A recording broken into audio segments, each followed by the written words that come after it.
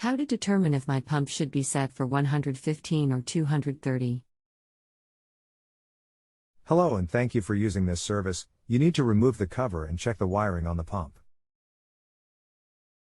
Here is a link to the pump manual. Go to page 10 to see the wiring change for 115 or 230 depending on your supply voltage.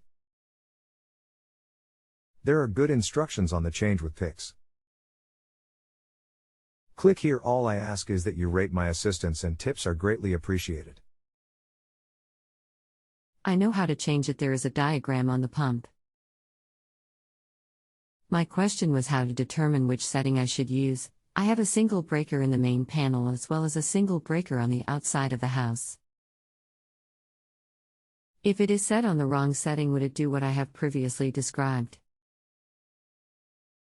Okay, if it is on a single breaker at the main panel, it is 115 volts, not 230 volts. Note, I am assuming you mean single breaker, not a double one. If it was on a double, that would be 230 volts. It has a single switch to reset, unlike the air handler, for example, that has two connected together.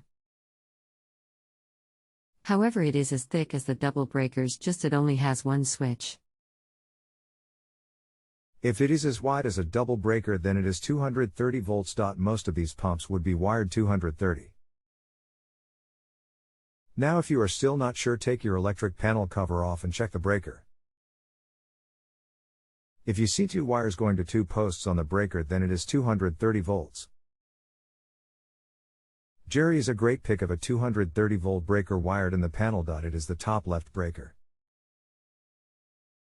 If you see two wires going to the post like that, it is 230. Click here. If you have a home improvement or appliance question and want to chat with an expert, now visit justanswer.com/ythi.